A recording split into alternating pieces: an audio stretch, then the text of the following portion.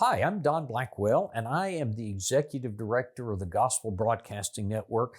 Welcome to this episode of Truth on Wheels. I want to ask you a question.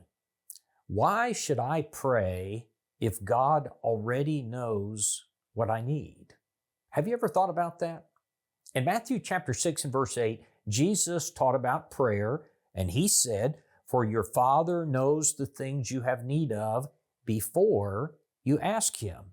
In this manner, therefore, pray."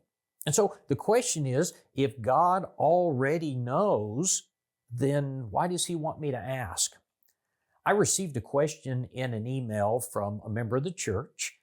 He said that his mother-in-law had been diagnosed with terminal cancer, and she was not a member of the church. And so he was trying to teach her the truth, and he said his family was praying for her, but she had a question that he did not know how to answer.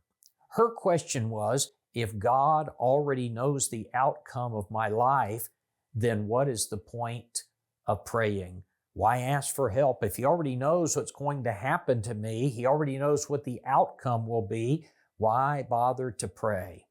It's a good question.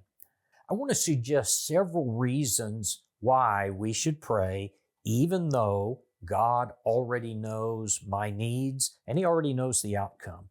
First, God's children should pray because we can affect the heart of God. We can change God's mind. Listen to this passage in James chapter 5 and verse 16. The Bible says, "The effective, fervent prayer of a righteous man avails much." Elijah was a man with a nature like ours, and he prayed earnestly that it would not rain. And it did not rain on the land for 3 years and 6 months. And he prayed again, and the heaven gave rain, and the earth produced its fruit. Now, the point of that is Elijah's prayer affected God's behavior. Elijah was a righteous man, and so the Lord listened to him and responded to his prayer. You see, the Bible teaches that a faithful Christian can affect the mind, the heart of God. We can sway him. Now, it's true He knows the outcome, but that doesn't mean that I wasn't the one who helped to change the outcome. Friends, it's a powerful passage. But notice several things about James 5 and verse 16. First, he says, the fervent prayer of a righteous man. It's interesting, this word fervent in the Greek means to put one's capabilities into operation or to put them to work. That is to say, I have the capability to bring something about through my prayers. The ESV says, the prayer of a righteous man has great power as it is working. If you want to have influence with God, you have to be busy engaging in prayer. So what does that mean? It means I can influence the mind of God. I can change the mind of God when I pray. You know, a great example of this is in Genesis chapter 18. God told Abraham that He was going to destroy Sodom and Gomorrah. But you remember that Abraham pleaded with God, and he said, "Lord, suppose there were 50 righteous people in the city. If I could find 50 righteous people, would you spare the city?" And the Lord said, "Yes." And Abraham said, "Lord, please don't be angry with me, but what about 40 people?" And the Lord said, "Yes." "What about 30 people? What about 20 people? What about 10 people?" And the Lord said, "Yes." But of course, Abraham could not find 10 righteous people. But the point is, Abraham was a righteous man, and he influenced the mind of God. And so that's the first reason we should pray. We can affect the mind of God. Number two, why should we pray? Because it shows humility.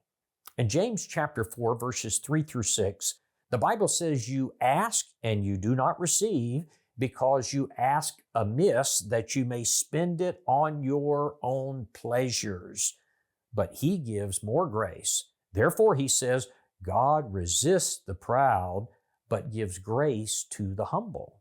Friends, you see, when a person turns to God in prayer, he is showing that he recognizes that he needs God. He's not full of himself. He doesn't believe that he's self-sufficient. Prayer in and of itself is a recognition that I need God. Number 3, why should I pray? Why should I ask God if He already knows? Well, number 3, because asking is required.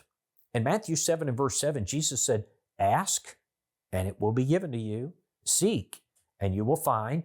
Knock, and it will be opened to you.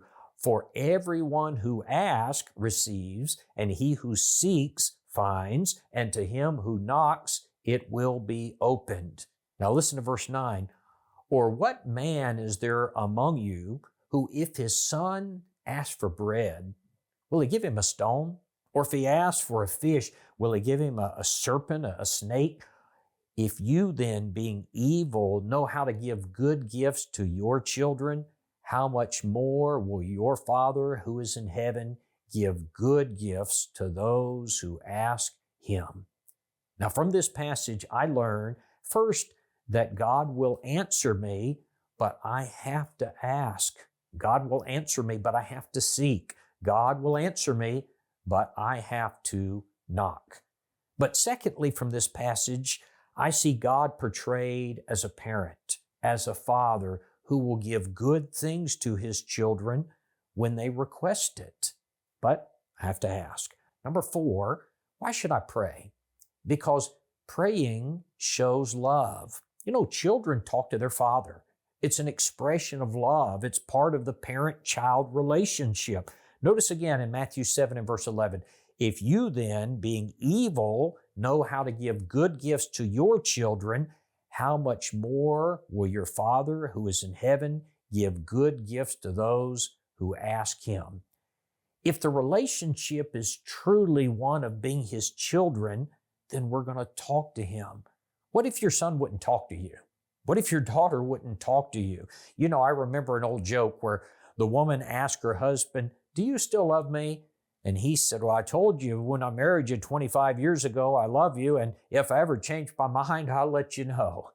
Well, the reason that's funny is, number 1, we know he's in trouble. Number 2, we know that's not satisfactory. Even if she knows it, he needs to express it. He needs to say it.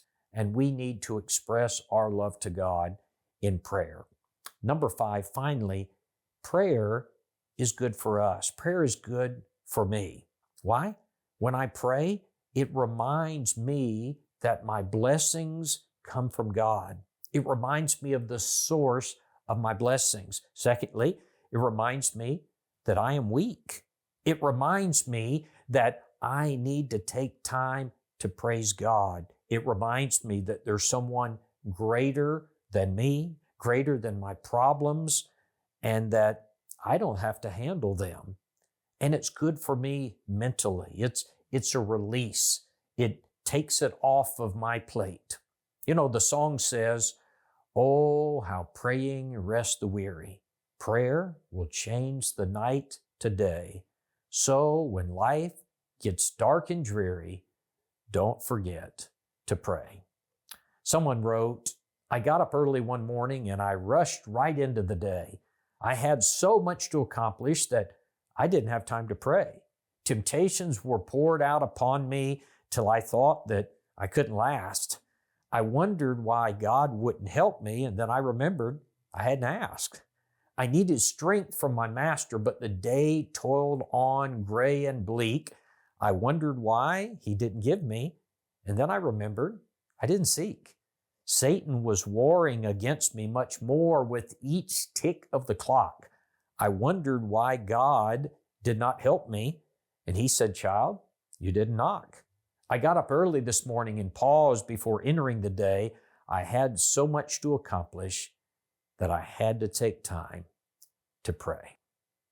Thanks for joining us for this episode of Truth on Wheels. Until next time, stay faithful.